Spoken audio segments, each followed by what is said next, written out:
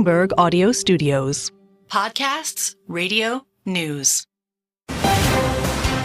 You're listening to the Bloomberg Balance of Power podcast. Catch us live weekdays at noon Eastern on Apple CarPlay and Android Auto with the Bloomberg Business app. Listen on demand wherever you get your podcasts or watch us live on YouTube. Welcome back to reality here in the Monday edition of Balance of Power on Bloomberg Radio, on the satellite, and on YouTube, where we invite you to join us. Search Bloomberg Global News. You'll find our live stream. We're off and running here with big questions about what's going to happen even tomorrow in this presidential race. Of course, we're a week away, a week from today, the Republican National Convention starting in Milwaukee. We'll meet you there right at this time in 1 week. What happens between now and then? A big question here. As Joe Biden survived the interview, you saw it, right? What did I see? 8 million of you watched it. Maybe I'm inflating that number. Versus the 50 million who watched the debate days earlier. The president sends a letter to start off the week. Not a dear colleague, but essentially the same thing here. You can read it right on the terminal. Pretty fascinating. A letter to Democrats in Congress who are just returning back to town. I am firmly committed to staying in the race, he writes, to running this race to the end and to beating Donald Trump. I wouldn't be running again if I didn't absolutely believe I was the best person to win, he says. And that's not all. We saw some campaigning over the weekend without a teleprompter, and then the big phone call this morning to a friendly crowd. Joe Biden called Morning Joe on MSNBC, where, of course, he was asked about this idea of dropping out. Resounding hell no is the answer. Let's listen. It's not an option, and I've not lost. I haven't lost. I beat him last time. I'll beat him this time. And this is a guy who, look, we talk about debates. Look at his performance with debates. He lied over, Trump has 50 lies. Look, this is a guy who says 10% of the universe. I don't want to get into it. He's just a liar. And he hasn't done a damn thing since the debate. Hasn't done a damn thing since the debate, he says, except drive around the golf cart. And we haven't seen a lot of Donald Trump since the debate. But what do we think about what we've seen of Joe Biden? By the way, on the phone there, the extended phone call, we all have Donald Trump to thank for normalizing the morning phone call to cable news shows. Just keep on going. They'll never hang up on you. As we bring Jordan Fabian in on the conversation, someone who has spent more time around Joe Biden than probably anyone you're going to talk to today. By that, we mean he is Bloomberg White House correspondent. And Jordan, it's great to see you. Bizarre weekend for Joe Biden. I guess bizarre day today, and it's going to stay that way through another demanding week. I've been saying the real test is actually this week in this NATO news conference he's going to have to hold on Thursday. Do you agree? Yeah, it's going to be the latest or the latest in a long line of tests. Mm-hmm. But getting up there in front of reporters unscripted, even without, I know they aired the whole ABC interview, but sure, it's going to be his biggest, cognitive mental test, as he described it in that interview. He's going to have to hold court not only on his, on his future in politics, mm-hmm, but also with the NATO alliance. That's a lot of things. That's something that foreign leaders are very concerned with. Absolutely. Whether he has the stamina to serve another 4 years and keep the liberal world order together. And mm-hmm, that's a lot of heady stuff that he's going to have to tackle on Thursday. Well, let's pick through both of these, and we'll start with the more obvious, the question of stamina here, and the questions that folks like you are going to be lobbing at him on Thursday. I suspect it's not going to be all about how much money our allies are paying into NATO. It's going to be, how tired are you? How do you feel? Are you dropping out? Is it going to be an hour of that? I'm sure there's going to be more than one bite at the apple. Yeah. I mean, whether it's an hour, how long he can't cut this one short, though. That's the thing, and he hasn't done an extended one of these things. Even in the solo news conferences he's done, it's been more like the 20, 30-minute variety, mm-hmm, not the hour. There's been a lot of reporting about how Joe Biden, the first lady, was very upset with that very long news conference he did after the 2022 midterms. Yeah. And so since that was then, an hour and a half or something, right? Something like that. It was a marathon, and but he hasn't done anything like that. And it's like we're coming up on 2 years, mm-hmm, and he is facing the biggest political crisis of his presidency, and so his critics want to see him do something fulsome like that. Now, if they cut it short, they could. And that's going to further fuel the worries that he doesn't have the stamina to do this for another 4 years. Well, so talk to us about what we have here today. I've barely mentioned Capitol Hill. His letter I did read a portion of to Democrats, but we've got, 10 now, including 4 senior Democrats in the House, calling for him to step down either publicly or in this virtual meeting that the leadership held last night, a call usually held on Wednesdays. They moved it up because of such extreme levels of concern. But it strikes me this White House and this campaign isn't having any of it. That's why he called Morning Joe today. Has any of this caused doubts within the inner circle? It was a preemptive shot across the bow, definitely, between the letter and that TV interview. He knew that lawmakers are coming back from the July 4th holiday to town, that the questions about his candidacy were going to be multiplying on Capitol Hill, and he wanted to shut down this talk about pushing him off the ticket and basically challenging congressional Democrats. Listen, do something or get off the stage. Either, challenge me, come out, make that Nixonian drive down Pennsylvania Avenue and ask me to get out of the race, challenge me at the convention, or get behind my candidacy and let's beat Donald Trump. Because I think he is tired a lot of, you mentioned some of those lawmakers have come out privately. Yes, He's tired of all these little leaks coming out. He mentioned the leaks. Yeah, about the lawmakers, behind closed doors, hemming and hawing. He's basically saying, put up or shut up. And, look, there's a lot of questions about whether he should remain in the race, but you can't blame him. And that a divided party, a party that's infighting, whether or not the nominee has been crippled at this point, is going to have a hard time beating Donald Trump. Press office treating you in any different way than before the debate, or is it business as usual at the White House? I mean, they're certainly on their toes. I mean, There's a lot of reporting over the weekend about this word in the ABC interview where he said goodest, and they're pressuring ABC to change the transcript. Exactly. And so this is the level that they're operating at. Wow. I mean, it's, in some ways you could say they've lost the plot a bit in as far as challenging these things here and there instead of, trying to, level set with, frankly, I mean, not only members, but the news media who feel like, the Biden operation has been less than truthful in dealing with all these questions about age and fitness, et cetera. Safe to say you've heard from the press office more often since the debate than you were. Certainly. Yeah.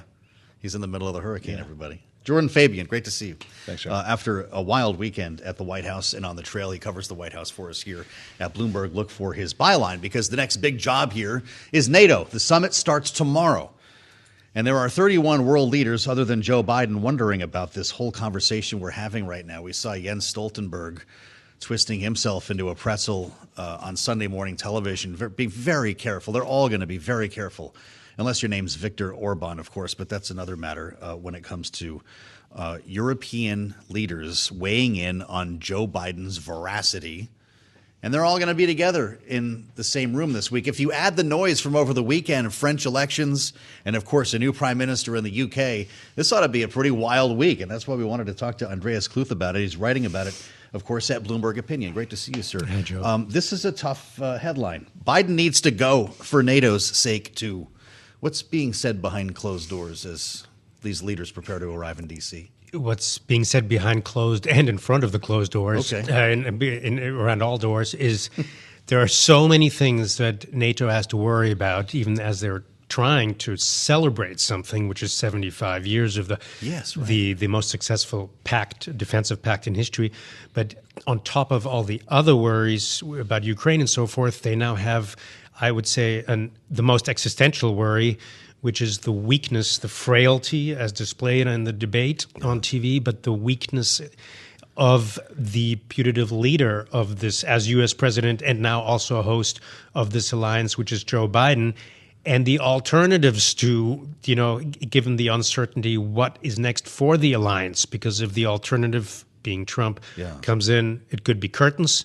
And even if Biden steps down, there'll be uncertainty, although I think it'll be less bad than what we have now, is more of a frail, weak leadership. How much of this Joe Biden that America seems to be waking up to, since the debate at least, is already known among particularly our European allies? He was just in Normandy. In fact, he made 2 trips. Yes. They see more of him, frankly, than a lot of Democratic lawmakers see of this Joe Biden. Is this a surprise, or do they feel like there's been some gaslighting going on there as well. I don't mean to pile on Biden, but they are not surprised. And as you said, they spend unscripted time with him, probably more than some people here stateside. Yes. And they've been at the G8 summit, at various other summits, Normandy. But before that, even last October, they've encountered him. And of course, the same episodes happen then. He trails off, he mumbles. There are moments, then he comes back.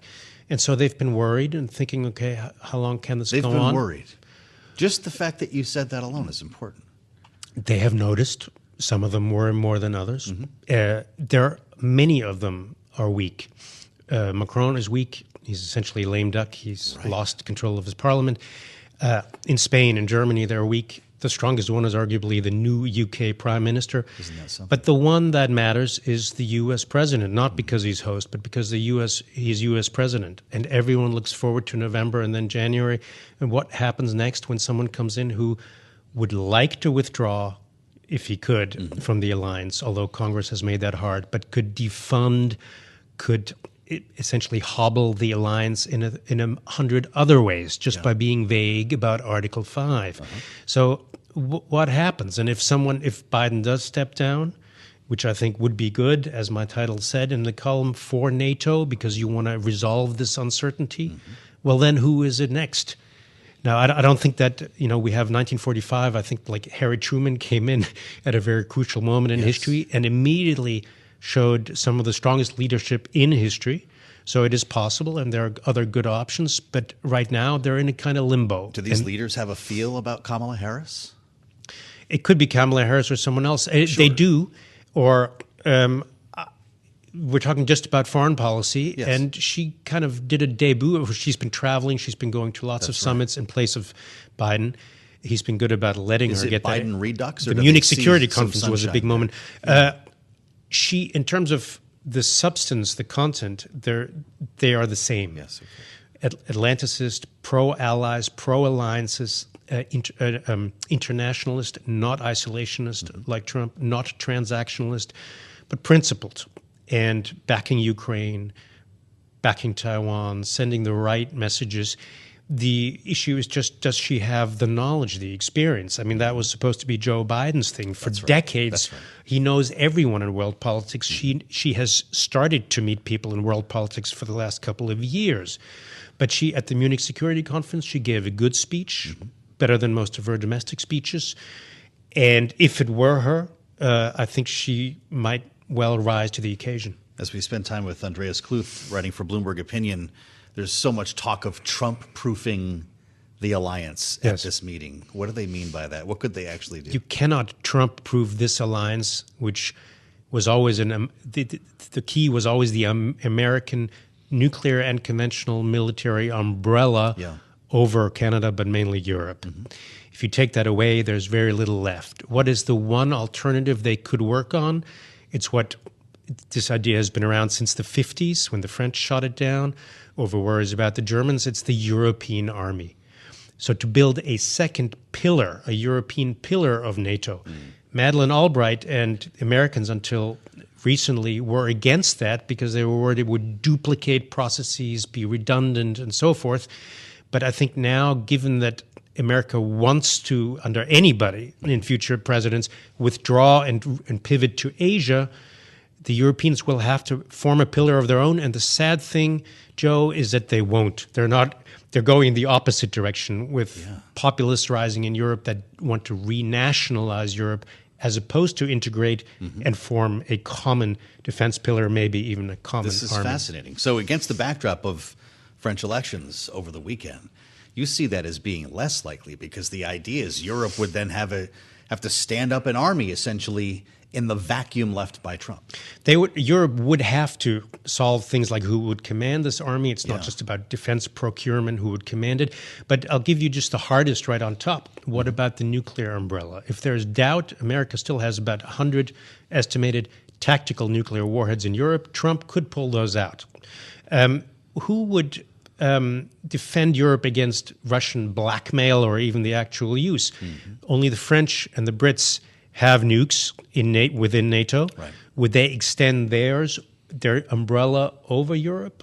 Would Germany have to get nukes? Poland? Would they have to form a European Union? This, I don't think at the moment can be resolved. And that's why we're at a difficult moment in history. Fascinating and really important that we point you to Andreas's column. Biden needs to go for NATO's sake. Andreas Kluth, great to have you with us here. An important week. Let's talk at the conclusion of this summit and see where we are with so many questions about what will be accomplished, if anything more than a photo op. But for Joe Biden, a news conference that'll take place late Thursday. You'll see it and hear it, of course, right here on Bloomberg TV and on YouTube. But lo and behold, the best poll for Joe Biden in months? Yeah, we'll talk about it next, only on Balance of Power on Bloomberg Radio. You're listening to the Bloomberg Balance of Power podcast. Catch us live weekdays at noon Eastern on Apple CarPlay and Android Auto with the Bloomberg Business app. You can also listen live on Amazon Alexa from our flagship New York station. Just say, Alexa, play Bloomberg 1130. The Monday edition of Balance of Power. I am Joe Mathieu, and we have breaking news. A couple of headlines here coming from the presidential campaign, and specific to the Trump campaign. With a conference call underway a short time ago in which it has been confirmed what we've already been reporting, that Donald Trump will announce his vice presidential candidate by next Monday. And of course, 1 week from today is the start of the Republican National Convention. So that shouldn't be huge news based on what we've been learning so far. The Washington Post reporting this morning that it's come down to two, most likely, J.D. Vance and Marco Rubio. If you believe that, Governor Doug Burgum also said to still be in the mix. We also now have, interestingly, our first glimpse at the party platform that will be adopted here as part of the Republican National Committee. And of course, with the standard bearer being Donald Trump, the presumptive nominee, not a surprise to see it written in all caps. We're going to pick through some of these elements here on the day that Joe Biden decided to pick up the telephone and call into MSNBC in another attempt to try to tamp down calls for him to drop out of the presidential race following his performance in the debate. That despite his best showing yet in the Bloomberg News swing state poll that just came out over the weekend. Here's a taste of Joe Biden on Morning Joe earlier today. But I don't care what those big names think. They were wrong in 2020. They're wrong in 2022 about the red wave. They're wrong in 2024. And come out with me. Watch people react. You make a judgment. And that's where we start our conversation with Laura Davison, Bloomberg's politics editor, who had a busy weekend, you might suggest. Your phone's probably still blowing up right now, so it's very kind of you to join me, and it's great to see you. I hope you had a great holiday. This was the latest attempt here. Before we go through this party platform that we're going to hear about in Milwaukee next week, Joe Biden picks up the phone this morning, arguably calling a friendly crowd here to talk to a supportive broadcaster. Are we going to get more of this? Does that mean that it's working? It definitely means that Biden is definitely feeling the pressure and feeling a little bit more desperate. There was also a letter he sent to all House Democrats today, House and Senate Democrats, saying, "Hey, look, I'm not going anywhere. It's time to unite." Almost chastising them a little bit, of like, "Hey, we're wasting time here. I'm staying put." Mm-hmm. Then he calls into MSNBC trying to reach the broader electorate, Democratic base, and then he just had a call that just ended moments ago with top donors, where he said, "Look, we need to stop wasting time. We all need to get behind me. This, is a really critical time for the campaign. Is that you have a lot of donors in full freak out here who are, deciding whether to withhold donations to the party or give to only House and Senate. All of this is not good news for President Biden. Full freak out is the headline. We have 10 now House Democrats, 4 seniors, either publicly or off the record on this call that took place last night, calling for him to step down. He was trying to head this off with the letter that you described this morning. A 2-pager, tersely written. I'm going nowhere is the sentiment here. I am not dropping out of this race. How many more Democrats are we going to hear from? I'm assuming this is the prelude to the real headline of how many Democrats in the House following tomorrow's caucus meeting. Yes, remember that House and Senate Democrats really haven't been together since the debate. They've been on recess. It's been the 4th of July holiday. So tonight, they will all descend back upon the Capitol, and there will be all sorts of chatter amongst themselves, kind of polling their colleagues, seeing where everyone is. It takes a lot of guts to, those 10 that have come out and said, look, I want the leader of my party to step down. Yeah. If Biden doesn't, you can imagine that they are not going to be on a short list for any sort of special appointment or getting the president to help support their bill or call. So we will really see, by midday tomorrow, is this just a small group of outliers who, in some cases were never huge fans of Biden? Or are we going to see, dozens more potentially come out and say, look, Biden needs to go? At what point the pressure on Biden really amps up if he has, a good portion of his party saying, hey, we need you to go? Even as he declares he's going nowhere here, this show of confidence is only good until it's not, right? And there seems to be this tacit Friday deadline. How does he do at NATO? How does he do in the news conference on Thursday? Is that a fair read? That is at least kind of what the conventional thinking is. Yeah. Of course, it's not to say, say he survives to Friday and then there's another incident next week. That doesn't necessarily mean that he's safe. It still will be a persistent issue throughout this campaign, and that is really the pressure on Biden and the problem for Biden. Any sort of mistake, any sort of misspeaking, a trip, a fall, all of those things will be heavily, heavily scrutinized. For sure. We're going to Milwaukee in a week, as we mentioned. We're going to be talking about Donald Trump's campaign and likely a vice presidential candidate. That could potentially give Joe Biden another week's time. So let's focus on Milwaukee for a second here. Washington Post says it's down to 2, JD or Marco Rubio.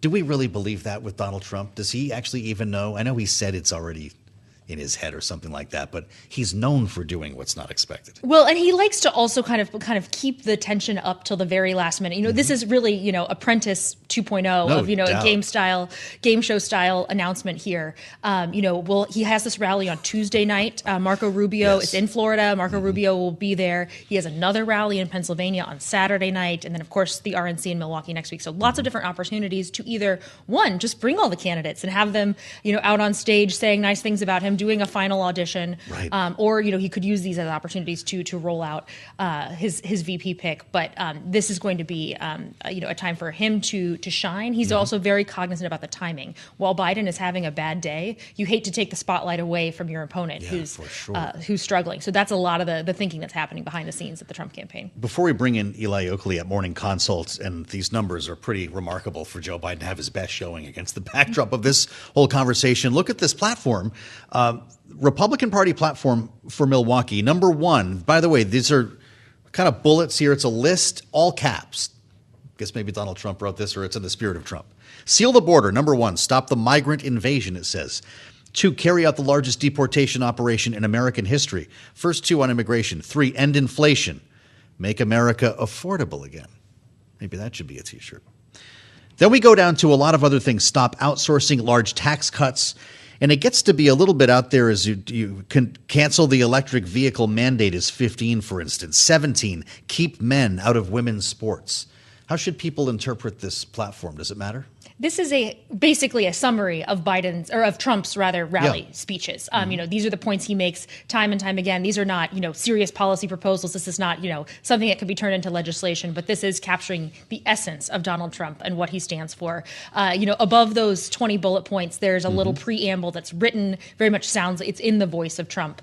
This is not a party platform like anything we've ever seen before. The last time Republicans did one was in 2016. They didn't even bother doing one in 2020. They did it in 2020, which was a big deal. And this is really sort of a campaign document. This is, if you were to compare this to what's on Donald Trump's website that's been out there for months on all his policy positions, very, very similar to that. But this will be the official platform. This is what we'll be talking about next week.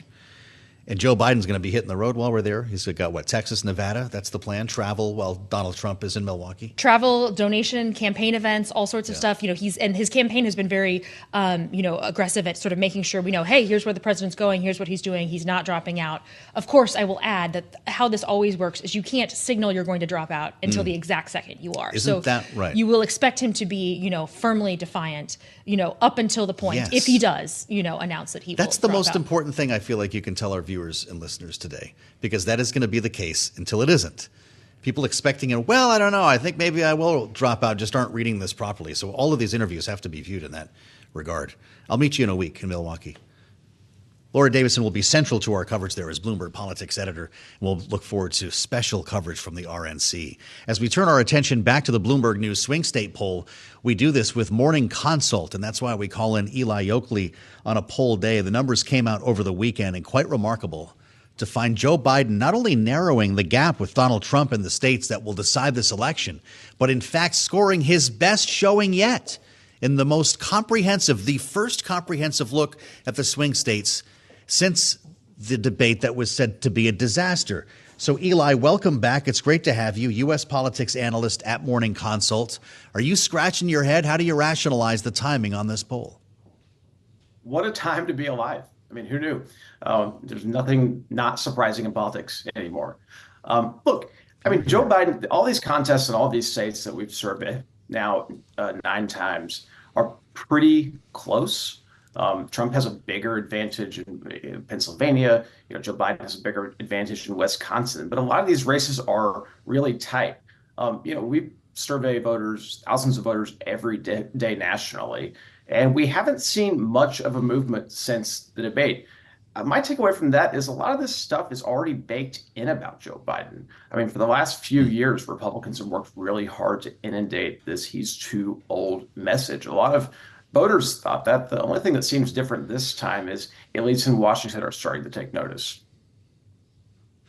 Well, that's for sure. And when lawmakers get back, they could make a lot of noise for Joe Biden here. The headline to start at the top, Eli, 47% Donald Trump, 45% for Joe Biden. That's when we consolidate the numbers from the states. But when you look under the hood a little bit, and if you're with us on Bloomberg TV, you can see our map. Joe Biden leads Trump in Michigan and Wisconsin. Very important when we consider the blue wall here. He's so far, though, farthest behind in the critical state of Pennsylvania.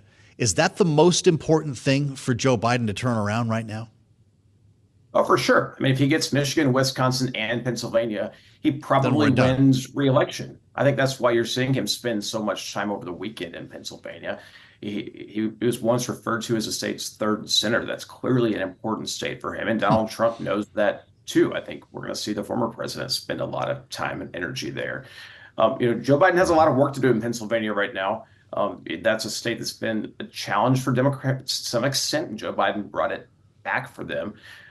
I think showing up is going to help to try to alleviate some of these concerns. I mean, Pennsylvania was one of the states where voters were most likely to have tuned into all of the debate, which means they noticed this more than voters in other swing states may have. And so he's going to have to spend some time there to try to bring back some of these growing concerns among voters there that are showing up, and also try to push back on Donald Trump. I mean, I think every time I've been on here, I've said Joe Biden's case for re-election is going to be to remind voters why they didn't like Donald Trump 4 years ago. Mm-hmm. And in this moment where his age has been questioned in its most dramatic way possible, we've seen that. I mean, he called Donald Trump a liar multiple times this morning when he called into morning TV. He's clearly trying to revive a lot of these fears that voters had about Donald Trump.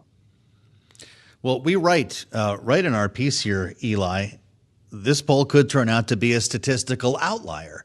It does run counter to the national polls that we've seen since the debate. And so that's why it's pretty big news. That's why the campaign is highlighting it. How do you square the difference between what we're seeing in the swing states and nationally? Well, first of all, we have not seen a lot of numbers since the debate from the swing states. I think this is the first comprehensive look at these 7 swing states since the late June debate. What we're seeing in our national tracking that we do every day among thousands of voters, I just got data back today from 10,000 voters. Donald Trump is up by 2 points. The race was tied before the debate. If we look at the data we're seeing, this is not having a massive impact on the electorate. A lot of voters already thought he shouldn't be running for president. That's a different discussion than who are you going to vote for. Barack Obama in 2016 at the White House Correspondents' dinner, whenever Hillary Clinton and Donald Trump were both highly disliked, had this whole riff that you get to choose between chicken and steak. And that's kind of the choice voters have right now as the race stands today. I'm curious how people thought about or felt about Donald Trump's performance. I know they think he won the debate. Do we have any other insights into what people saw from Donald Trump, who, of course, was recorded by CNN to have lied 30 times over the course of 90 minutes? Well, I mean, just as we saw some small declines in the shares of voters who saw Joe Biden as mentally fit or in good health, we saw a bit of an increase in the share who saw Donald Trump as dangerous. I mean, it kind of goes back to what we were talking about in February. Is our voters going to be more concerned about somebody who they think is too old or somebody they think is too dangerous? And right now, those seem to be weighing on the minds of a lot of these states, just given how close these contests are. I mean, one thing to remember is we fielded this survey after his conviction in New York and after this Supreme Court immunity ruling. And that is something that I think has really fired up Democrats and concerned independent voters nationally and at the swing states. I mean, this is the first time in our swing state survey where we've seen Donald Trump and Joe Biden tied among independent voters. Look, voters are complicated people. There's a lot of things weighing on their minds. And it's not just Joe Biden's age that they're concerned about. Spending time with Eli Yokley at Morning Consult, which, of course, runs our Bloomberg News swing state poll with us every month. And the double haters are popping off the page to me here, Eli. If there's something Joe Biden really needs to worry about, large majorities of undecided voters and so-called double haters say the president should step aside. That's a number that could haunt him as he continues this public exercise in proving people that he has the mental acuity to do this. Yeah, for sure. A lot of people think Donald Trump should step aside, too, from this contest. I mean, the American people are not happy with the two major party candidates they're facing today. I mean, Joe Biden and Donald Trump, as of today, are equally unpopular among the electorate. Clearly, the American people are not happy with the choices they have. But we're about to see it in Milwaukee next week and probably in Chicago next month. These two guys elevated if things stay the way they are today. That this is the election voters have. And so those double haters are going to matter a lot. And that's why I think you're seeing the incumbent president, lean into a lot of these attacks on Donald Trump. Reality check. In our remaining moment, Eli, debates usually don't decide races, do they? They do not. They neither do States of the Union. I mean, that's where we saw Joe Biden get some of his better numbers when this race solidified. But this is not a normal year, as we're all seeing. It's not a normal year. And I don't mean to underscore the importance of this debate. I just think it's interesting how we're turning away from history time and again in this case. We'll see the next one, assuming they make good on the deal on the 10th of September. But we'll have more numbers before then, and we're going to be looking for trends here next time we talk to Eli Yokley. Great to have you back, Eli, from Morning Consult in our Bloomberg News swing state poll. You can find it again on the terminal and online. Pick through the states. We've got the graphics and the maps set up for you there to really understand the numbers that we're seeing here in the first comprehensive look at this campaign in terms of swing state voters since the debate. I'm Joe Mathieu in Washington. Glad you're with us on the Monday edition of Balance of Power. We'll assemble our panel next, only on Bloomberg. You're listening to the Bloomberg Balance of Power podcast. Catch us live weekdays at noon Eastern on Apple CarPlay and Android Auto with the Bloomberg Business app. Listen on demand wherever you get your podcasts or watch us live on YouTube. Lawmakers streaming back into town today, Democrats namely, who have a big meeting tomorrow. When they get together, the Democratic conference in the House, they're going to be talking about Joe Biden. Members in the Senate will too, but the House seems to be having its moment because so many members thought they were going to flip the House to Democratic control. Think about what they have seen over the last year, going back to the dismissal of Speaker Kevin McCarthy. It's not feeling so much like that now, which is why we have roughly 10 Democrats, including 4 seniors, in the House, either publicly or privately calling on Joe Biden to drop out of the presidential race. Of course, all in the wake of his performance in the debate. And it didn't seem like the Friday interview helped a lot either, since more names emerged over the weekend. In fact, there was a virtual call, leadership call last evening, in which the 4 seniors emerged, including Jerry Nadler, to say that it's time for Joe Biden to drop. Now, this could result in many more. They're going to meet in person tomorrow when they're back. And we are expecting a letter, as Bloomberg has been reporting since last week, to go to the president. The question will be, what's the number? How many Democrats? Joe Biden trying to head them off this morning with a letter of his own, saying he's going nowhere, and a phone call to MSNBC. If the Friday interview didn't work, how about the Monday interview? He called into Morning Joe, a phoner, Trump style, no camera, and talked at length about the campaign, reasserting his intention to stay in it and win, and trying to knock down some of the conventional wisdom about the Trump campaign, including its support by black voters. Here's Joe Biden earlier. I don't have the black support. Come on, give me a break. Come with me. Watch. I'm getting so frustrated by the elites. Now, I'm not talking about you guys, but about the elites in the party who they know so much more. But if any of these guys don't think I should run against me, go ahead, announce for president. Challenge me at the convention. Challenge me at the convention. Of course, a month away in Chicago.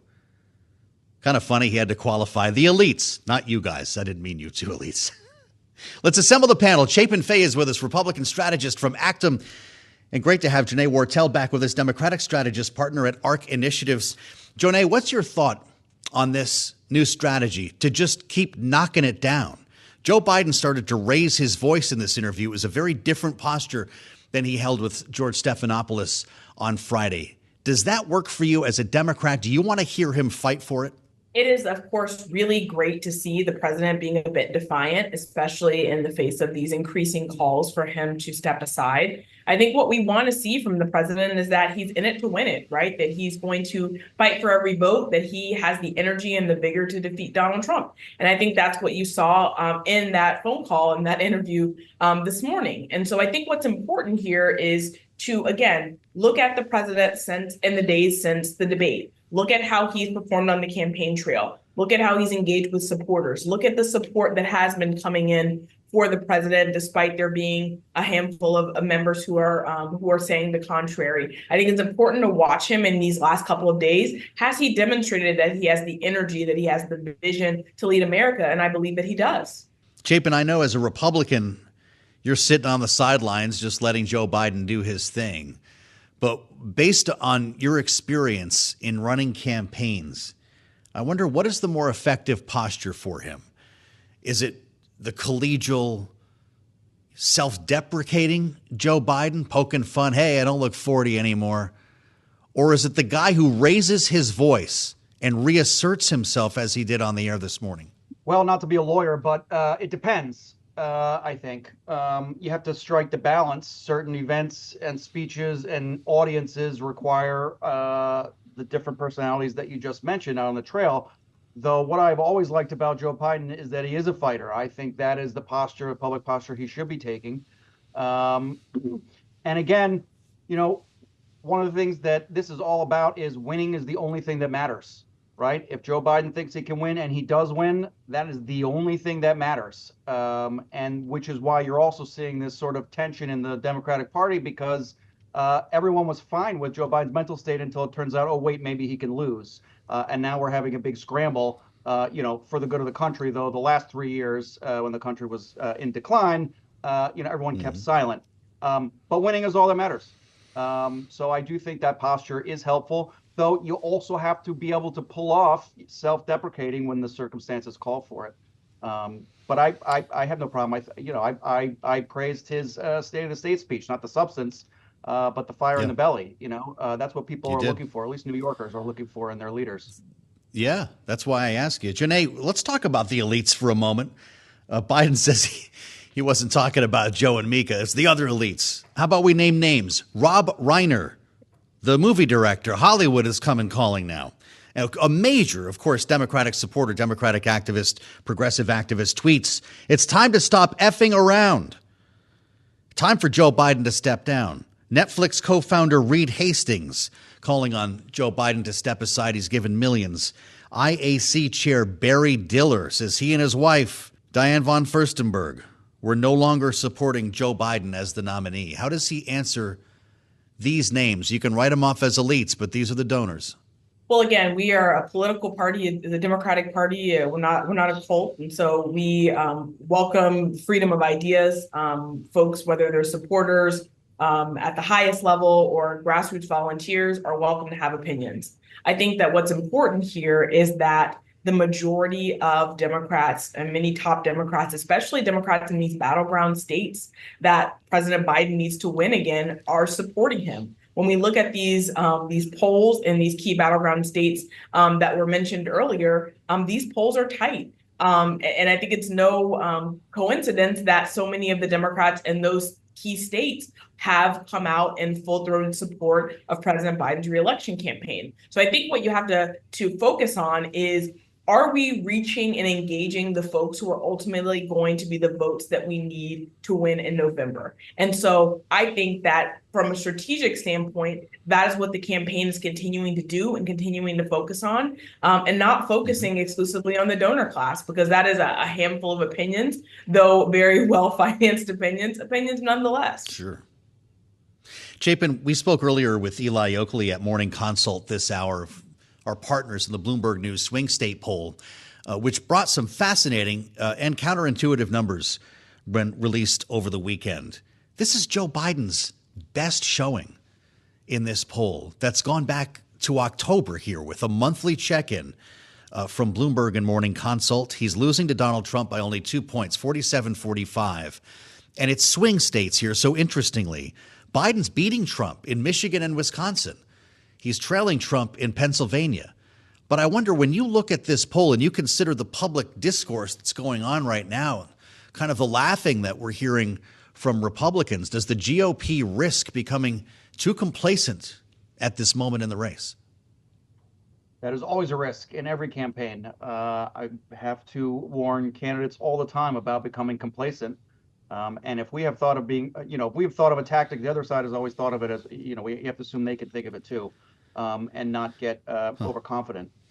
But yeah, I think, again, on the Republican side, there's also a balancing act of when to sit back and let your opponents duke it out themselves and when to step in. I think you saw immediately after, on the few days after the debate performance, you saw Trump sort of putting out just enough statements to keep his base, paying attention to it, right, but didn't really go for the jugular, so to speak, as he has in the past about opponents. I think you're seeing them sort of play that balancing act as well. How would you manage then the timing this week, Chapin? We've got a Republican National Convention starting Monday. Joe Biden's NATO news conference going to be Thursday. When do you drop the news on a vice presidential candidate if you're Donald Trump? Well, probably having a conversation right now within the campaign about whether that's the day of the NATO thing, the day after, right during, or when. I think, it's ripe opportunity to steal the news cycle, at least for the domestic news here in America. So I do think that that is the perfect timing to announce it in the lead up to the convention, though. The flip side of that coin is they may want to manage it a little bit better than that and, have a big show and a surprise, though I do think getting the most out of it, against your opponent is the best tactic or the best strategy.